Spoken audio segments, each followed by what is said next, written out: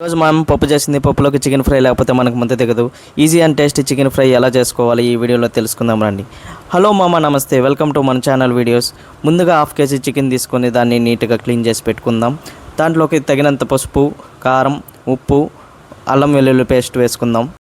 ముందుగా కట్ చేసి పెట్టుకున్న ఆనియన్స్, టమోటా, పచ్చిమిర్చి, కొంచెం కొత్తిమీర వేసుకొని 1 టేబుల్ స్పూన్ ధనియాల పొడి, చికెన్ మసాలా, గరం మసాలా, పట్టా లవంగాలు 2 టేబుల్ స్పూన్ ఆయిల్ వేసి బాగా మిక్స్ చేసి మ్యారినేట్ చేసుకొని 10 to 15 మినిట్స్ పాటు పక్కన పెట్టుకోవాలి.